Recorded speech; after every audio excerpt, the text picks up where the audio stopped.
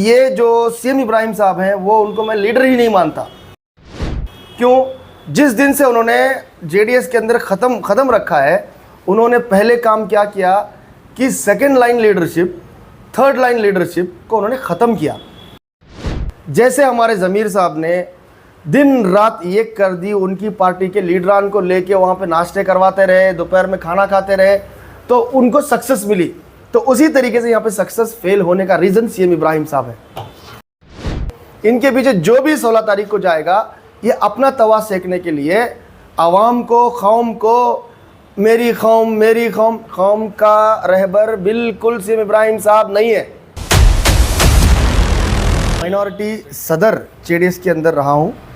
अल्हम्दुलिल्लाह उस मेरी सदारत के अंदर पूरे बेंगलुरु सिटी के मैक्सिमम माइनॉरिटी तबके को मैंने जेडीएस की रुख मैंने किया था।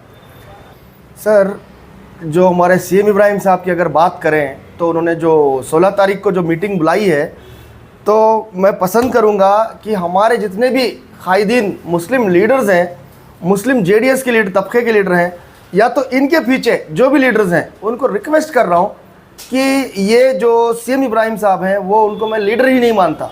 क्यों?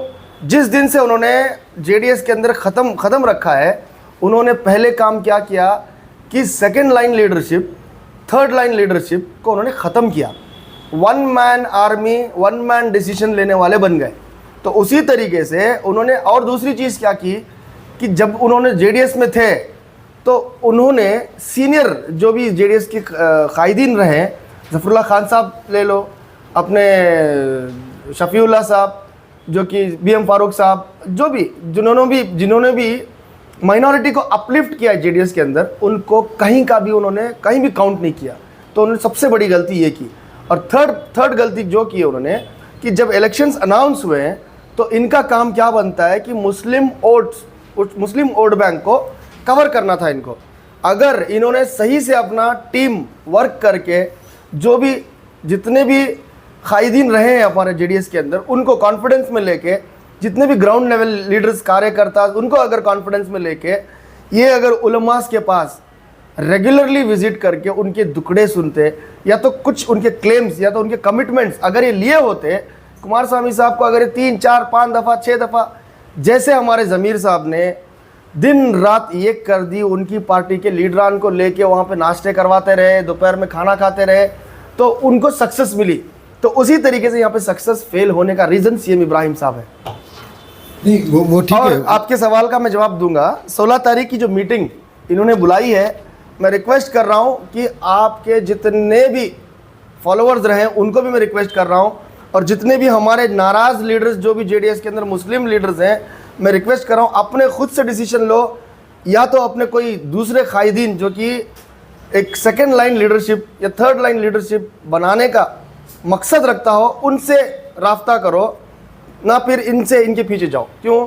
इनके पीछे जो भी 16 तारीख को जाएगा, ये अपना तवा सेकने के लिए आवाम को, कौम को, मेरी कौम का रहबर बिल्कुल सीएम इब्राहिम साहब नहीं है। ये पार्टी में रहे ना रहे, या कोई भी पार्टी में जाए, मैं इसे केयरलेस के I am less bother about, I am not bother about this, कहीं भी जाएं। बट मैं ये कहूँगा कि इनके पीछे कोई भी Muslim youth second line, third line leadership अगर बढ़ने की ख्वाहिश रखता हो, तो वो अपना टाइम ज़ाया ना करें। सारे जेडीएस के जितने भी सिटीज़ के लीडर्स थे, जितने भी स्टेट के माइनॉरिटी लीडर्स थे, सबको इग्नोर करके इन्होंने सबको एक कॉर्नर पर बिठा दिया था जब इन्होंने राज्याध्यक्ष बना था।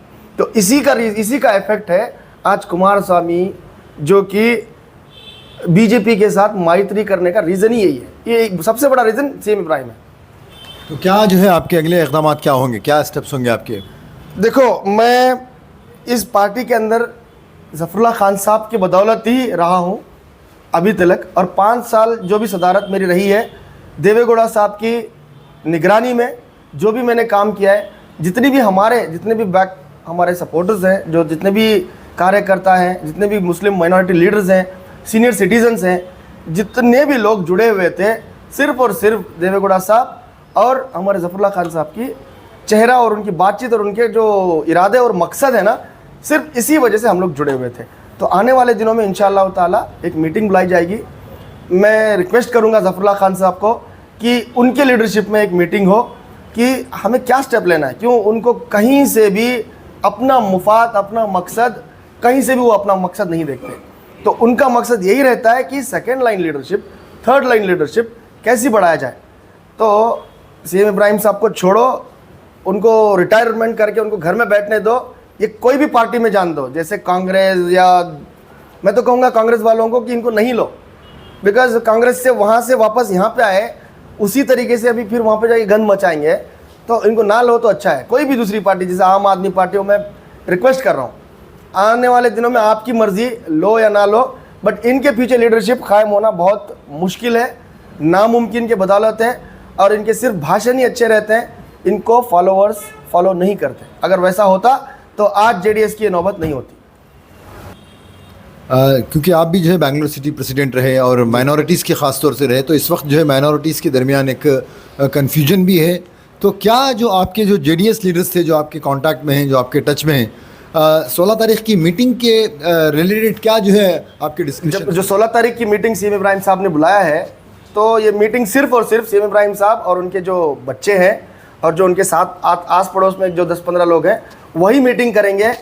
हमारे जेडीएस के जो मेरे अपने जो साथ में टिके हुए थे, ज़फ़रुल्लाह खान साहब के साथ में जो टिके हुए थे, जितने मुस्लिम लीडर्स जो भरोसेमंद, जो ख्वाहिशमंद रखते हैं कि सेकेंड लाइन, थर्ड लाइन हम लोग बढ़ेंगे, 110% ये तो बिल्कुल भी इनकी मीटिंग में अटेंड नहीं करेंगे। डिसाइड करेंगे कि इस पार्टी में रहना है कि नहीं, कोई दूसरी पार्टी में जाना है, वो हम लोग डिसाइड करेंगे। बट सीएम इब्राहिम साहब एक लीडर है ही नहीं, तो इनके पीछे जाना मुनासिब ही नहीं है।